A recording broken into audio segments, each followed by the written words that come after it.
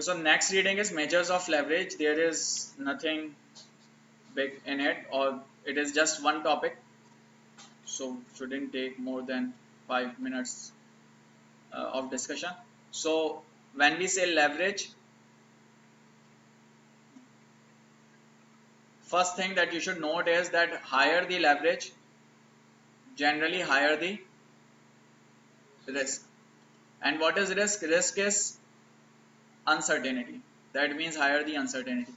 And what is uncertainty? Uncertainty is variation.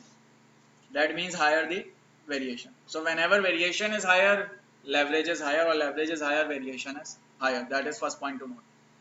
Second is there are two types of leverage: operating leverage and financial leverage. Operating leverage is due to your cost structure. If in your cost structure, let's say that if in your cost structure you have high portion of fixed costs, then what will happen?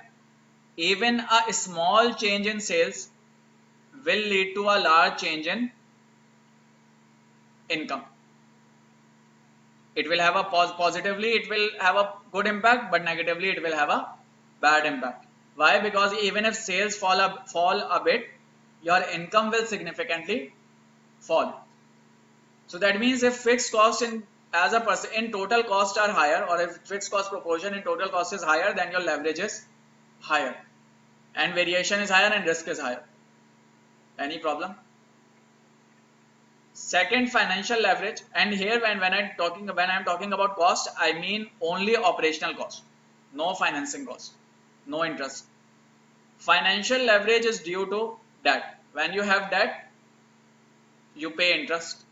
When you pay interest, your fixed costs become higher, and when your fixed costs become higher, your leverage increases, and this is known as financial leverage. So that means both the leverage are, you can say, due to fixed cost. Operating leverage is due to operational fixed cost, and financial leverage is due to financing cost, which is interest cost. Any problem so far? And if I combine these two, that will be total leverage. So how do we measure it? We measure it through degree. So we say, what is the degree of operating leverage? What is the degree of financial leverage? And if we multiply these two, that gives us degree of total leverage. So degree of total leverage is equal to degree of operating leverage multiplied by degree of financial leverage. So this means if we know degree of operating, degree of financial, we should know degree of total leverage.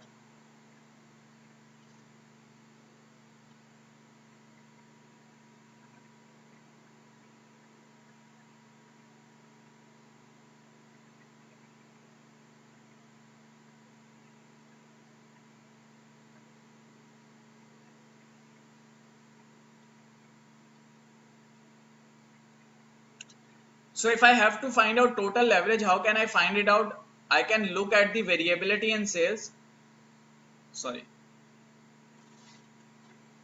I can look at the variability in net income to variability in sales. This will be total leverage. Percentage change in net income to percentage change in sales. Percentage change in net income to percentage change in number of units sold. So this is by sales, this is sales volumes, number of units sold. This is total leverage. Any problem? Variability of income with respect to variability of volume. Some of it will be due to fixed cost, and some of it will be due to interest cost.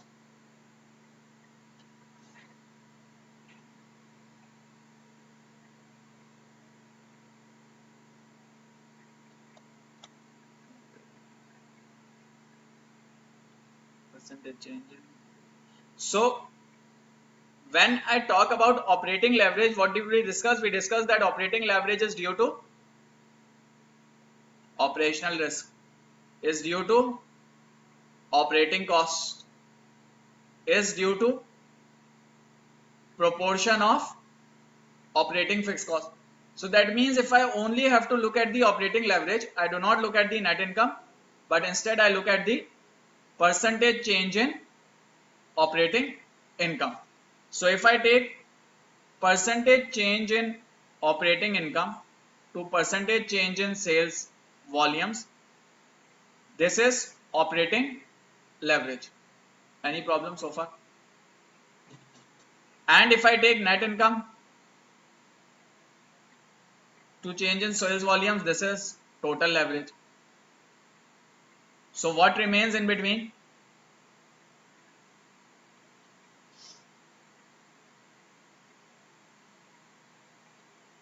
Percentage change in profit before tax divided by percentage change in operating income. What is the difference between operating income and profit before tax? The difference is interest cost. That will be captured here in degree of financial leverage. So this is degree of operating leverage, this is degree of financial leverage, and when you multiply these two, this and this, sorry, this is not profit before tax, this is NI, this is net income. So that when you multiply these two, OI and OI cancel out, and you will be left with net income, percentage change in net income to percentage change in sales. So difference between net income and operating income will be the volatility of interest cost, because only difference between net income and OI is interest cost. So this is DOL, this is DFL. When you multiply them, you get DTL. Any problem so far? So remember these formulas and concept. This is very important. There are some other formulas which you should know, which are these, and these are even more important. So remember these. So degree of operating leverage is contribution margin divided by contribution margin minus fixed cost. What is contribution margin? Contribution margin is price minus variable cost multiplied by quantity. So contribution margin divided by contribution margin minus fixed cost is degree of operating leverage. Degree of financial leverage is contribution margin minus fixed cost. So this denominator becomes numerator divided by contribution margin minus fixed cost minus interest cost. C means cost of financing, fixed charge of financing, which is interest cost. And DTL will be contribution margin divided by contribution margin minus fixed cost minus interest cost. So if you multiply these two, this and this will cancel out, and you will be left with CM divided by CM minus F minus C. So this is degree of operating leverage, financial leverage, and total leverage. Any confusion, problem so far?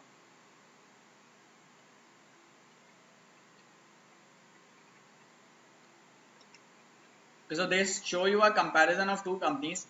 This is Impulse Robotics net income, and this is Malware Aerospace net income.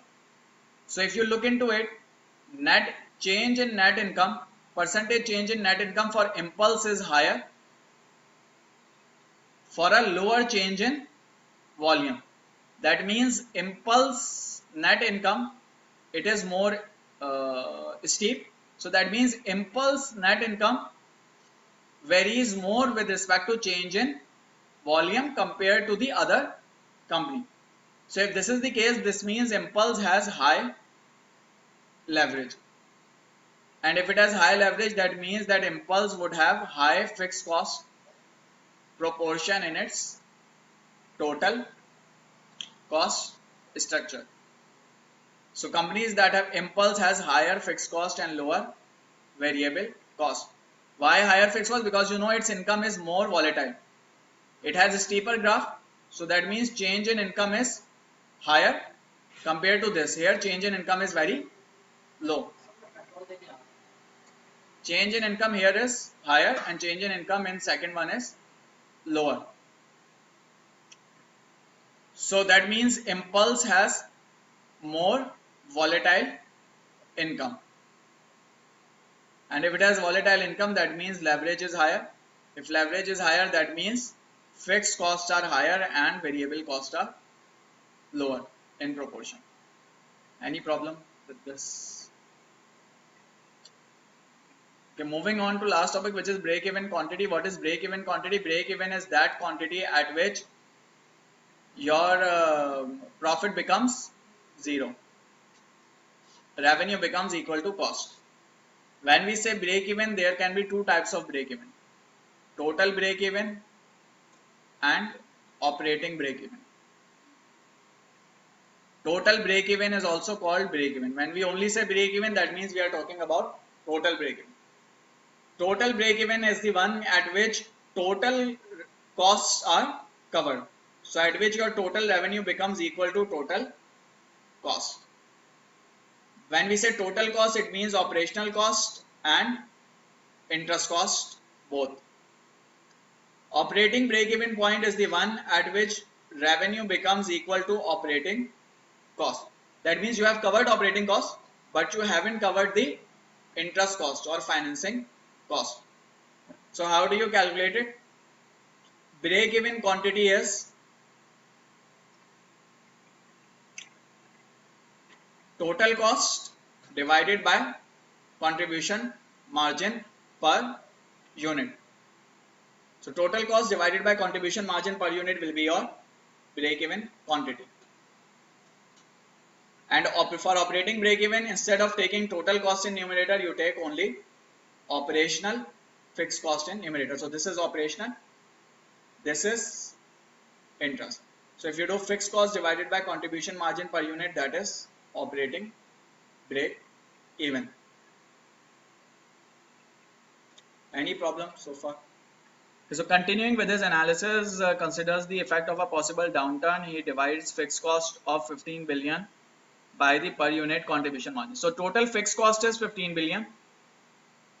When you divide it by the contribution margin per unit, which is 24,000 minus 14,000, this will give you the operating break even. On the other hand, this is operating break even. On the other hand, if you, instead of taking only fixed cost of operation, you also take fixed interest cost, then your total break even, total cost will be 15 plus 40. And if you divide it by the break even point, contribution margin per unit, this will give you the total break even. So that means in order to cover only operational costs, you need to sell 1.5 million cars. In order to cover operational as well as interest cost, that is total cost, you need to sell 5.5 million cars. Any question, problem? Okay, so this is it. Let's take a break.